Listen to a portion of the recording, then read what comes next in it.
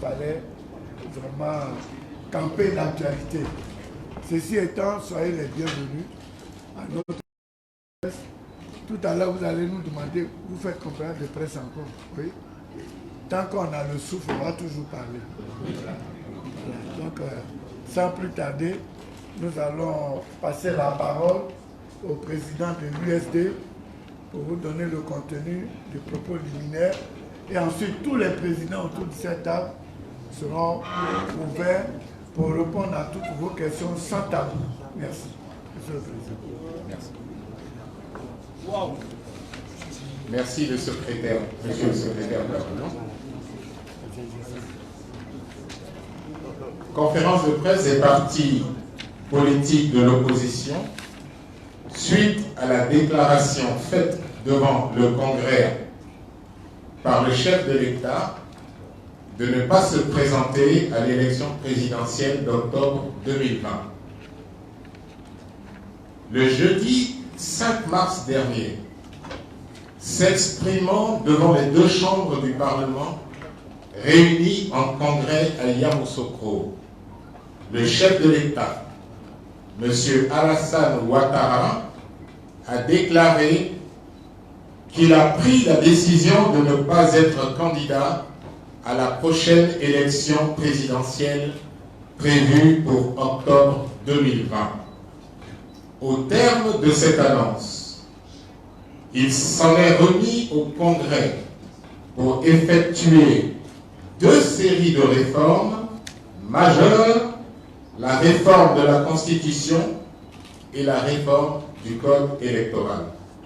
C'est pour partager avec la presse, les populations ivoiriennes, la communauté internationale et les observateurs de la vie sociopolitique nationale sa lecture de ces deux événements qui marquent la vie de la nation que l'opposition politique ivoirienne, représentée par les plateformes CDRP, EDS, FPI, AFD, LMP, ainsi que les partis URD et BIDER, vous ont convié à cette conférence de presse. Avant d'entrer dans le fond de notre propos, les plateformes des partis politiques initiatrices vous renouvellent leurs très sincères et chaleureux remerciements pour avoir répondu comme d'habitude, aussi nombreux et aussi enthousiastes à leur invitation. Sur la décision du chef de l'État de ne pas briguer un troisième mandat, comme tout le monde l'a vécu, cette annonce a provoqué un extraordinaire émoi au RHDP unifié, famille politique du chef de l'État, dont certains membres, pris de court, ont laissé éclater leur chagrin et sont restés inconsolables sur les bancs de l'hémicycle. C'est le lieu pour nous, membres de l'opposition politique, de saluer en cette décision du chef de l'État prise sous l'effet de nombreuses pressions, l'aboutissement d'une lutte déterminée de nos organisations et de nos militants à faire échec au régime RHDP unifié et à son chef Alassane Ouattara dans leur résolution à maintenir coûte que coûte aux commandes du pays par la fraude, l'intimidation et l'arbitraire, et ce, contre la volonté du peuple de Côte d'Ivoire. La CDRP, EDS, le FPI, AFD, la LMP ainsi que l'URD et BIDER, qui ont toujours démontré leur attachement à la démocratie et à l'état de droit, rappellent qu'ils ont toujours dénoncé le régime RHDP unifié en s'opposant aux graves violations de la Constitution et des lois par le chef de l'État. En effet, Alassane Ouattara vit aujourd'hui sous la pression d'un contexte international désormais, nous le savons tous, peu propice au troisième mandat des dictateurs. Il fait face aussi à son impopularité croissante suite à l'accumulation de nombreuses maladresses politiques au plan national et internationale. C'est pourquoi, pour rentrer dans l'histoire par la bonne porte et pour rentrer dans l'histoire tout court, Alassane Ouattara devra organiser à bonne date des élections justes, transparentes, crédibles, sans violence et transmettre le pouvoir sans autre forme de procès aux candidats élus. Sur la révision de la Constitution et le Code électoral, en la forme, nous nous souvenons tous que le chef de l'État, contre l'avis des Ivoiriens, a imposé sa Constitution, qu'il avait qualifiée de Constitution moderne, harmonieuse, de texte ayant permis de retirer tous les aspects confligènes de la Constitution de 2000. Alors, l'on est en droit de se demander qu'est-ce qui, dans la vie de la nation et dans le fonctionnement des institutions de la République, après une si récente révision constitutionnelle, peut justifier, moins de 3 ans après la précédente, une nouvelle révision constitutionnelle. Nos organisations qui s'indignent d'une telle banalisation de notre loi fondamentale en restent pantois. Le dialogue politique, ouvert le 21 janvier 2019, relatif à la commission électorale indépendante, et celui sur le code électoral ouvert le 9 janvier 2020, comme vous le savez tous, en grand témoin de l'histoire de la Côte d'Ivoire que vous êtes, ce sont tous les deux terminés par un échec cuisant, mettant à nu la mauvaise foi du gouvernement. C'est dans cette atmosphère que, contre toute attente, le chef de l'État a engagé ce lundi 5 mars 2020 une session extraordinaire du Congrès en vue de la révision de la Constitution et l'adoption de la loi portant nouveau code électoral d'ici fin mars 2020, au mépris de la volonté populaire et de nos institutions. L'opposition politique de Côte d'Ivoire tient à rappeler à tous une des raisons de sa farouche lutte contre la Constitution de septembre 2016 et contre l'instauration d'un Sénat sans légitimité véritable qui, juxtaposé à un Parlement monocolore et totalement voué à la dévotion du RHDP unifié, il apparaît désormais clairement que la manœuvre du RHDP unifié n'avait pour seul but que la confiscation du pouvoir par Alassane Ouattara et son clan.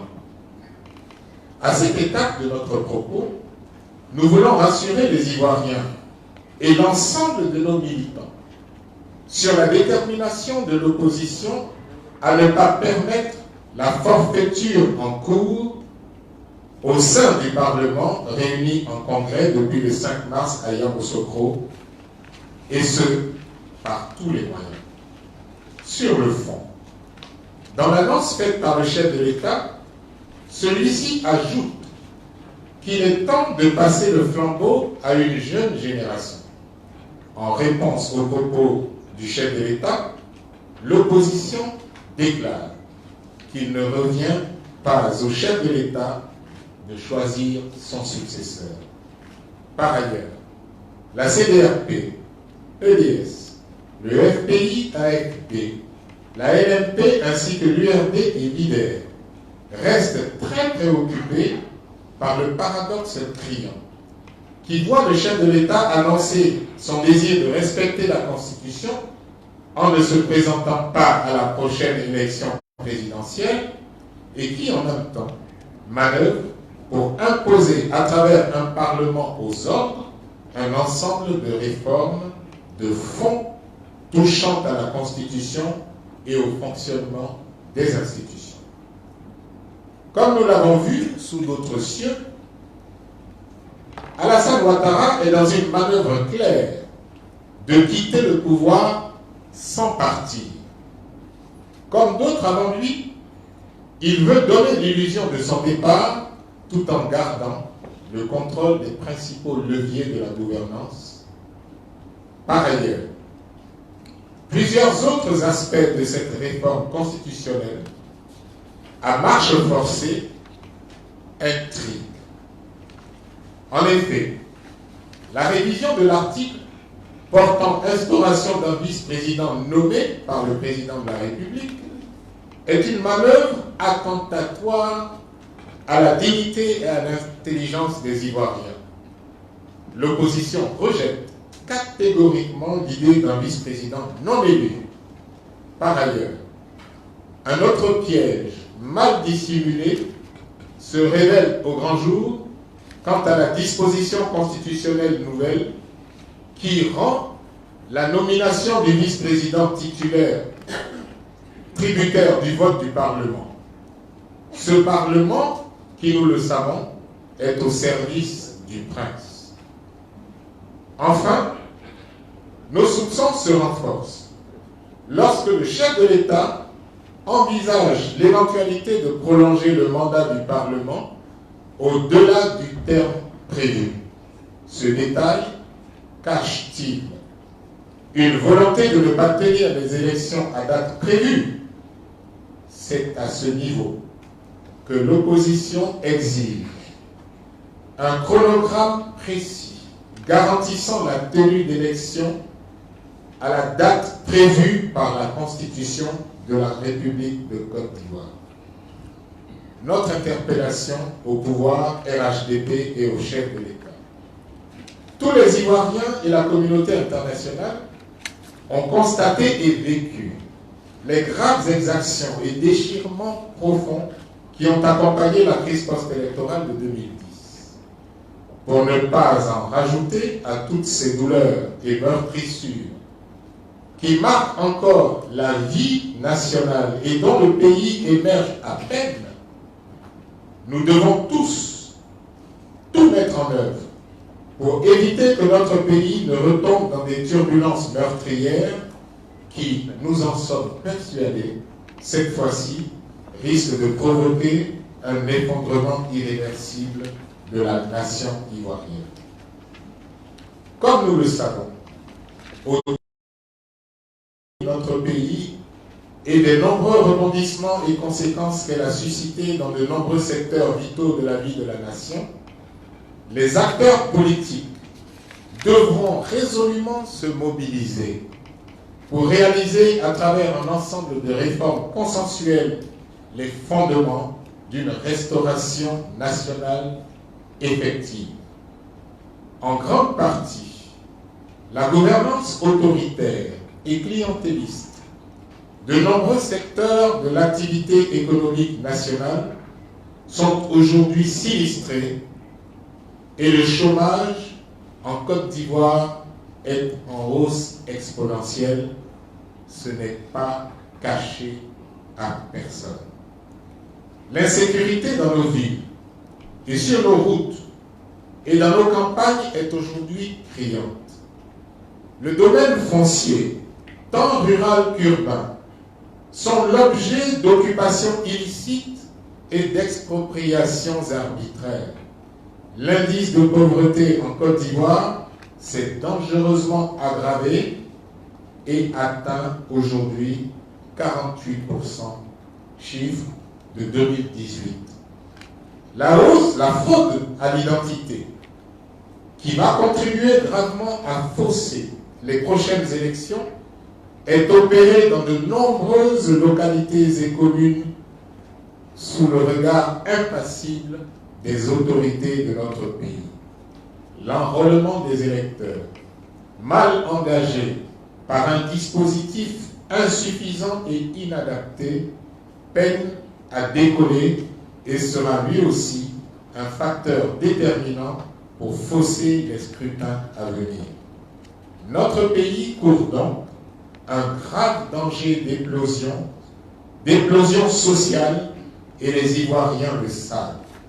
C'est pourquoi, tout en nous faisant les porte-voix fidèles de nos militants et des populations ivoiriennes, dans leur régime de la conduite patrimoniale du pouvoir d'État et de la mauvaise gouvernance qui marque le pouvoir RHDP unifié, la CDRP, EDS, le FPI-AFD, la LMP, ainsi que l'URD et l'IDER, invitent le gouvernement à mettre fin, pendant qu'il est encore temps, aux manœuvres en cours par devant le Parlement en vue de confisquer le pouvoir et qui alimentent abondamment les tensions et crispations sociales actuelles. Si le chef de l'État et le pouvoir RHDP ont, comme ils le prétendent, l'objectif unique d'un retour à la prospérité dans notre pays et le bonheur des Ivoiriens en pandémie, ils devront immédiatement mettre fin à la session actuelle du Parlement, ouverte le 5 mars dernier, et avec courage et responsabilité, ouvrir à nouveau avec tous les partenaires de nouvelles discussions sur la commission électorale et l'ensemble du cadre juridique et institutionnel des élections. Faute de prendre en considération la présente interpellation, la CDRP, EDS, le FPI-AFD, la LMP ainsi que l'URD et l'IDER annoncent que devant les graves conséquences et le cas à l'horizon,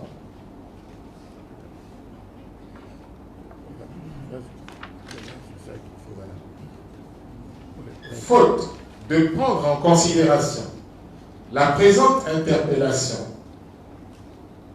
la CDRP, EDS, le FPI-AFD, la LMP, ainsi que l'URD et l'IDER annoncent que, devant les graves conséquences et le chaos qui se profilent à l'horizon, et au regard de la démarche de révision constitutionnelle solitaire et empreinte de mépris, conduite actuellement par le pouvoir RHDP unifié, ils ne resteront ni muets ni inactifs. Déterminés désormais à rester unis dans cette lutte pour la restauration de la Côte d'Ivoire, nos organisations, la CDRP, EDS, le FPI-AFD, la LMP ainsi que l'URD et l'IDER ont décidé de sonner la charge. La CDRP, EDS, le FPI-AFD, la LMP ainsi que l'URD et l'IDER ont décidé de se donner rendez-vous le dimanche 15 mars à Yamoussoukro pour un grand rassemblement afin de refuser le projet de modification de la Constitution et exiger des élections justes, transparentes, consensuelles et sans violence que les Ivoiriens et les amis de la Côte d'Ivoire appellent de tous leurs vœux. À cet effet, nous réitérons notre appel à tous les démocrates de Côte d'Ivoire, à tous les partis de l'opposition, les organisations de la société civile, soucieux de préserver leur avenir et la paix en Côte d'Ivoire, de tout mettre en œuvre pour converger en masse dès les premières heures du jour, le dimanche 15 mars à Yamoussoukro, sur la place Jean-Paul II. Je vous remercie.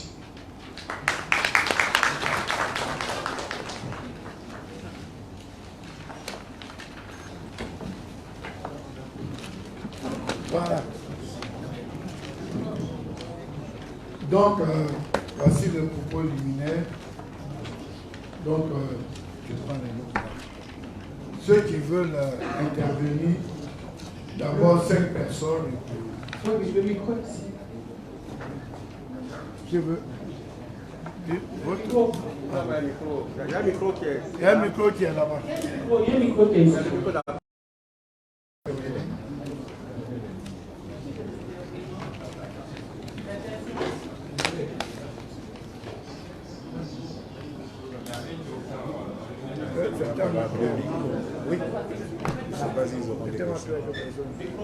Oui. Oui. Votre nom et votre organe. Bonsoir, Monsieur le Président. C'est bienvenue au FI.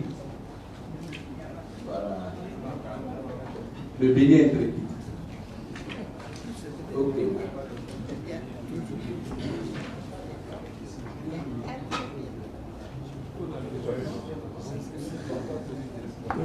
Bon, le président Alassane Ouattara veut coûte que coûte modifier la Constitution. Alors, s'il modifie cette Constitution, qu'est-ce que vous allez faire dans les jours à venir?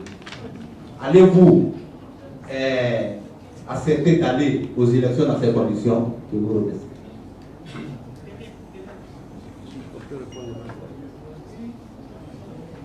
Alors, quelle méthode on utilise? Monsieur, 5 questions. Télévert Ousmane, du gouvernement de la Génération Nouvelle. Vous avez projeté organiser une manifestation à Yamoussoukro le 15. On est dans un contexte un contexte sanitaire caractérisé par le coronavirus, donc un cas déclaré en Côte d'Ivoire.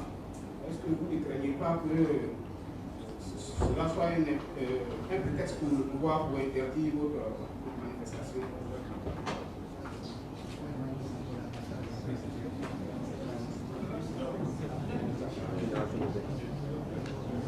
Georges Pamé pour le principe.com. Alors, j'aimerais rejoindre la question de mon frère. J'aimerais savoir votre avis sur la maladie qui est déjà un cas encore une fois ici. Merci.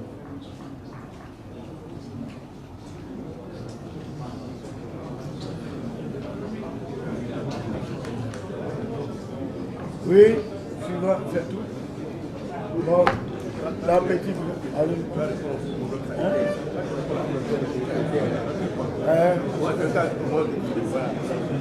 Bonne réponse. Oui, l'appétit venant mangeant. On parle des 3 premières questions. Que faisons-nous si coûte que coûte et révise la Constitution?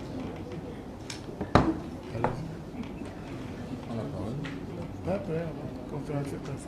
Alors, Il faut ouvrir. nous vous avons déjà précédemment, à l'occasion de nos précédentes conférences, informé que nous avons la ferme détermination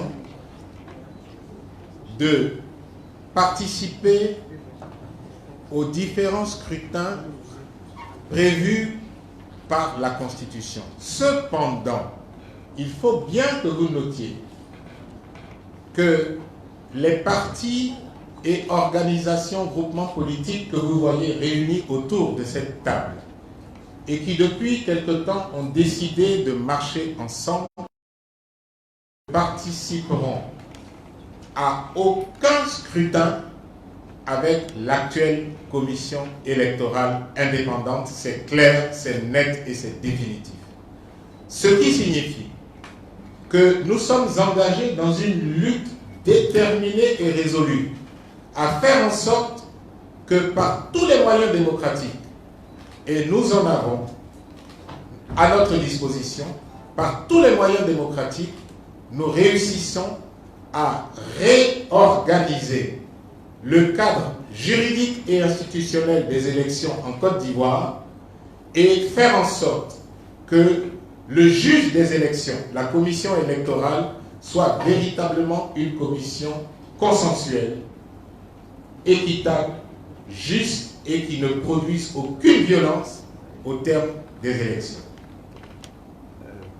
Je voudrais ajouter 2 mots à ce que vient de dire M. Niaba. Avant de poser la question de savoir si l'opposition va participer aux élections, y compris si le président de la République maintient la réforme de la Constitution, il faut d'abord vous demander, lorsque vous lisez ce texte-là, cette réforme-là, est-ce que le président de la République et le gouvernement ont l'intention d'organiser les élections à bonne date? C'est la première question que vous devriez vous poser. Vous avez lu, vous êtes journaliste, vous voyez, il y a des interrogations. Il y a des interrogations. Parce que, lorsque vous lisez ces textes-là, ce qui concerne les élections à venir, c'est uniquement la vice-présidence. Mais il faut regarder plus loin. L'objectif de cette réforme ne vise pas les élections, essentiellement les élections à venir, mais c'est plus tard, après les élections. Quand vous regardez bien, c'est pour faire en sorte de verrouiller les institutions de la République. C'est de confisquer les institutions de la République et les mettre à la disposition du pouvoir actuel.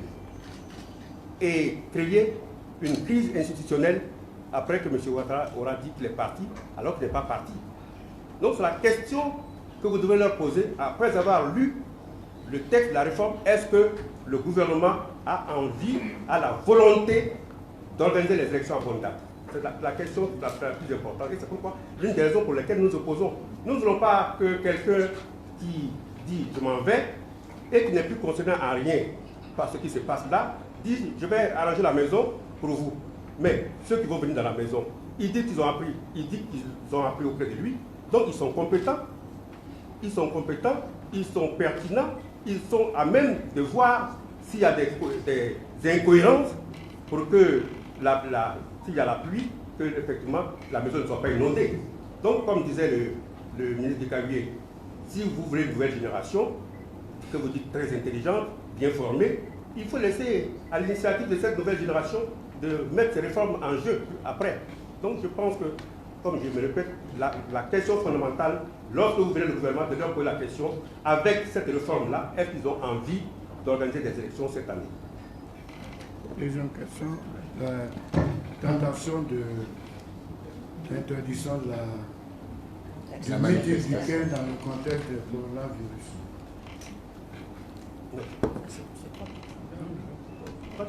Ok. Non, effectivement. Bon, pour l'instant, ce qu'on le ministère de la Santé publique dit, on dit un cas qui a été découvert dans la zone d'Atekoubé. On n'est pas encore l'évolution de ce cas, il faut faire la traçabilité. Mais ça n'a pas empêché l'organisation du massacre. Le massacre qui brasse du monde. Alors que notre meeting, c'est entre nous. On ne fait pas venir des gens de l'extérieur, c'est entre nous. Et puis entre nous encore, on veut commencer par le centre. Donc vraiment, ça ne devrait pas poser de problème. Mais vous faites bien de poser la question, comme la mauvaise politique. Sinon, vraiment, ça n'a aucune influence sur notre rencontre. Sinon, ils auraient pu interdire le massacre, mais qui continue allègrement. Mais notre position sur la maladie, c'est ce qu'on dit. Nous sommes en train de travailler et nous allons faire une conférence de presse spécialement sur le coronavirus et sur les dispositifs que le gouvernement a mis en place. Parce qu'en tant que plateforme partie responsable, on ne dit pas les choses au hasard. Vous m'aviez posé les questions pour dire vous faites quoi? Il dit bon, ils n'ont qu'à commencer leur processus, mais le jour où on va prendre la parole, on prendra la parole en responsable, ça va avoir un impact sur la carte d'identité, on l'avait dit. Bon, avant-hier, permettez-moi de faire la digression, le responsable technique de l'identification, du recensement et de l'enrôlement sur le carte d'identité a dit quoi? Il dit qu'ils ont vu et que ceux qui ne peuvent pas faire Internet, ils vont avoir la possibilité de payer leur terme dans les banques. Donc ça veut dire que déjà, il y a une ouverture, il y a une ouverture. Mais comme toutes les villes n'ont pas de banque, mais ça va finir au trésor. Voilà. Donc ce qu'on a dit, ce qu'on fait des observations, c'est qu'elles sont justifiées. Ce que je voulais dire. Encore aussi, il y a d'autres.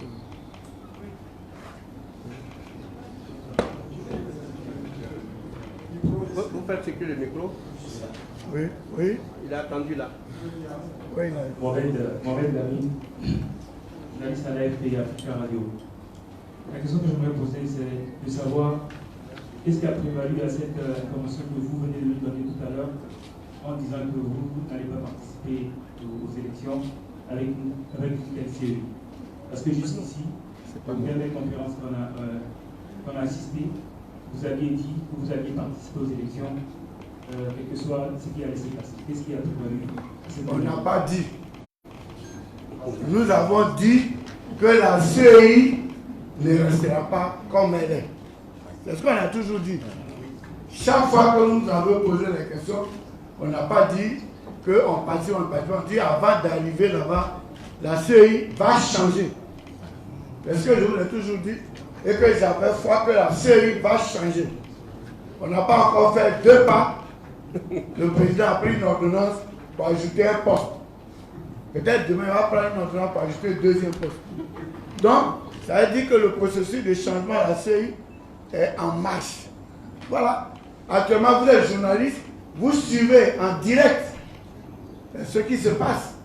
Et tout à l'heure, j'ai regardé, il y a un juge qui posait la question aux avocats de la Côte d'Ivoire. Vous dites, mais vous dites que la CEI est équilibrée. Et vous venez d'ouvrir au PDCRDA. Donc vous dites que tant que le PCI n'est pas dedans, c'est qu'elle est déséquilibrée, dépendante et partiale. Il dit non, c'est parce qu'on a voulu dire, mais le président a ouvert pour une question de stabilité du pays. Donc, ça veut dire que les questions ont commencé. Donc, allez-y sur le site, les gens sont en train de les bombarder de questions. Voilà. Donc, nous disons que la CEI va changer. Elle est sur la route du changement. Deuxième exigence qu'on a dit, il n'y a pas de société civile dans les CEI locales. Donc, c'est clair. Donc, la CEI va changer. Non, moi, vraiment, depuis que je dors, j'ai toujours la CEI. On ne peut pas. Déjà, en ouvrant, en mettant pour faire le changement. Et c'est ce que je disais aux députés. J'ai dit, mais vous êtes en train de... Vous allez voter de façon mécanique parce que vous êtes RHDP. Mais soyez fiers de votre pouvoir. Demain, vous allez voter parce que nous, on va voter contre. Vous allez voter et dans votre dos, le président va aller prendre des ordonnances pour changer. Ça n'a pas loupé. Il a pris l'ordonnance. Donc, les députés RHDP même ne devraient même pas continuer la révision de la Constitution. Parce qu'ils peuvent voter et puis demain, il va prendre l'ordonnance pour dire j'annule. En 2019, on a voté la loi des finances. Nous, les partis d'opposition, on a fait les observations en disant que cette loi, les annexes fiscales de cette loi de finances ne peuvent pas passer dans ce pays. Le patronat ne sera pas d'accord. Mais comme il y avait la majorité mécanique, la loi est passée. Le lendemain, le patronat s'est retrouvé, le président dans notre dos a pris une ordonnance pour changer toute l'annexe fiscale. Donc, 2019, 2020, CEI. Il n'y a jamais 203. Voilà. C'est la raison pour laquelle, peut-être que je vais vous donner une information, il y a eu une conférence de presse, mais je reprécise. On en a parlé, le président de la République a convoqué le Congrès pour la révision de la Constitution. Avant comme c'est l'ensemble de l'Assemblée nationale et du Sénat, on prend d'abord une loi qui organise cette Assemblée. La loi a été prise. L'article 134 de la Constitution dit tous les traités internationaux, les lois organiques et les règlements des assemblées, une fois adoptés, doivent recevoir l'avis du Conseil constitutionnel avant leur application. Donc, quand la première loi de l'organisation du Congrès a été votée, on a pris la parole par la voix de notre porte-parole, Yasuna Ouenien, pour dire que comme on vient de voter le règlement du Congrès, déférons d'abord ce règlement devant le Conseil constitutionnel. Donc, on suspend la séance et puis une fois que le Conseil constitutionnel aura donné son avis, on va continuer les travaux. Étant plus nombreux, ils ont fait un passage en force. Donc, vice de procédure. Donc, nous avons décidé de ne pas continuer dans les vices de procédure. Deuxième élément, c'est un vote qualifié des 2 tiers. Mais il faut que tous les députés soient présents. Notre président de l'Assemblée nationale, Amadou Soumaro, dit nous avons 251 députés siégeants. Mais des 251 députés siégeants ont été amputés de 10 députés. Ce n'est pas par leur volonté. Il y a des députés qui peuvent ne pas aller assister aux réunions. Mais ils sont empêchés.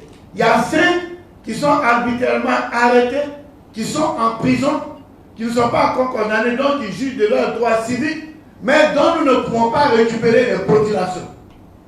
Et puis il y a 5 autres qui sont en exil, qui sont interdits de rentrer en Côte d'Ivoire. Donc ça fait 10 ans moins.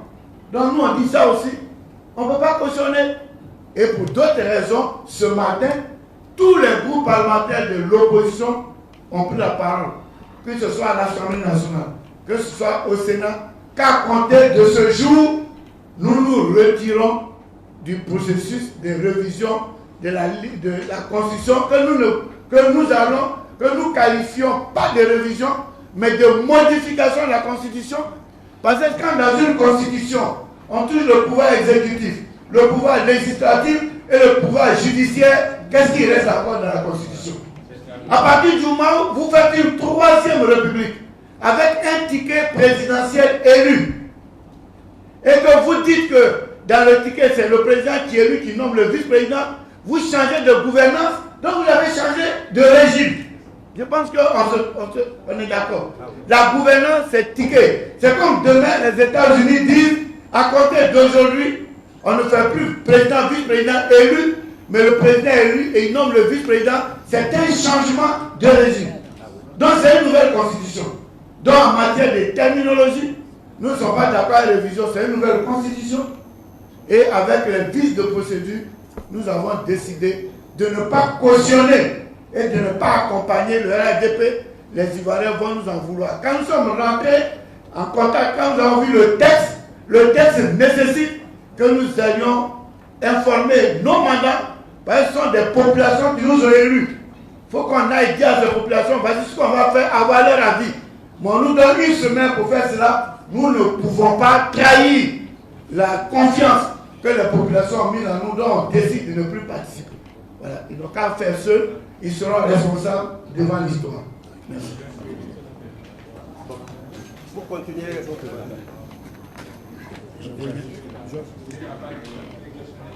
merci. Je voudrais juste, concernant la CEI, l'organe électoral, dire à ceux qui ont posé la question que renforcer ce que nos amis ont dit, c'est que nous irons après. Parce que, je le dis et je le pense, si on pense qu'on veut boycotter, on boycottera pas. Il n'y aura pas de boycott. Quand on dit qu'on va aller aux élections avec une série réformiste, parce que nous allons les élections avec une série qui sera crédible, qui permettra d'aller aux élections. Voyez-vous, je sors d'une rencontre avec une mission d'évaluation de la CDAO, et je leur ai répété ça. Nous allons aller aux élections avec un organe électoral consensuel, avec un processus électoral consensuel.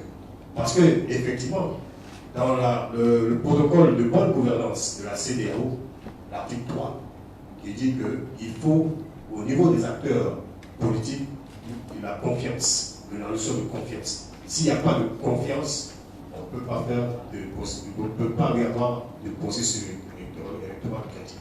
Donc la notion de confiance. Je crois que c'est ça. Je crois que nous tenons le bon. Nous allons nous écouter à cela. Parce que il s'agit de la vérité.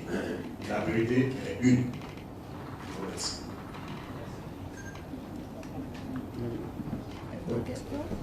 D'autres questions? Oui. Ouais, le bélier intrépide. Ah, il y a quelqu'un là? Oui, d'accord. Donnez le micro à droite. Faites passer le micro. Ouais, faites passer le micro. Soyez généreux, passez le micro.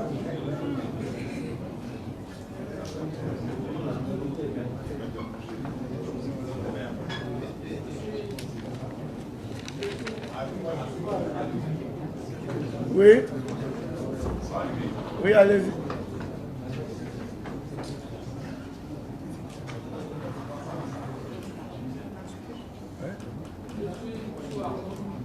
Ah, mais il faut mettre en marche. Ah oui, les autres, ça marche. Je suis Ousmane, journaliste à cette info. À quoi? À 7 Professeur, chaque sortie, c'est la fraude sur la nationalité ivoirienne. Que proposez-vous concrètement pour mettre en cette pratique? Bon, si vous étiez à ma dernière conférence de presse, on dit qu'il faut mettre en place un organe de supervision et de contrôle. Parce qu'on a compris.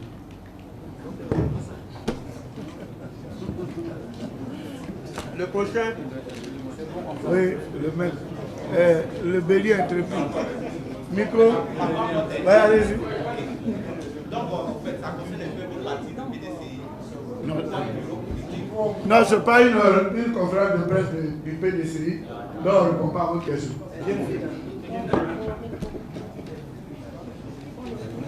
Bon, donc il n'y a plus personne. Bon, président, il faut conclure. Il y a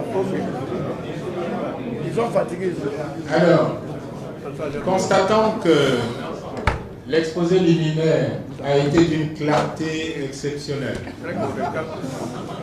et que les journalistes ici présents ont décidé de déposer leurs appareils photo pour nous suivre à Yamoussoukro, nous vous remercions infiniment de l'enthousiasme avec lequel vous avez participé à cette conférence de presse.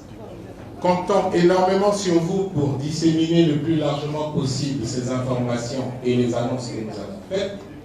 Et vous donnons rendez-vous à Yamoussoukro dimanche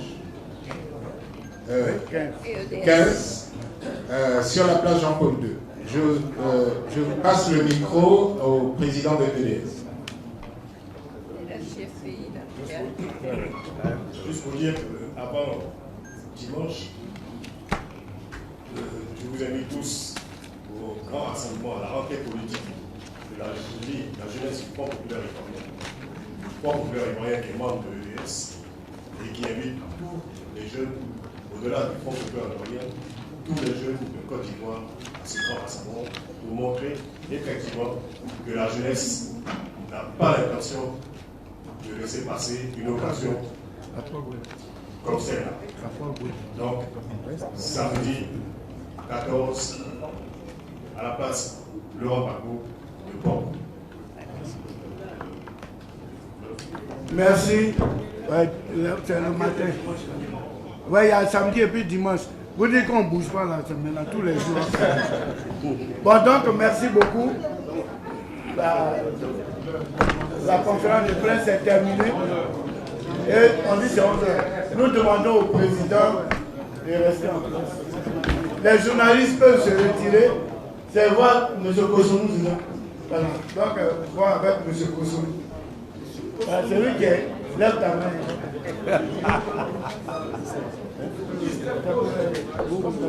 Donc, allez, il faut le faire.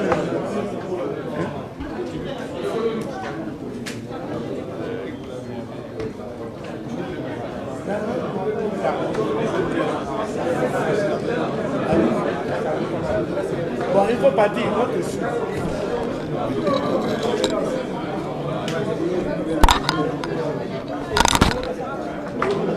Voilà,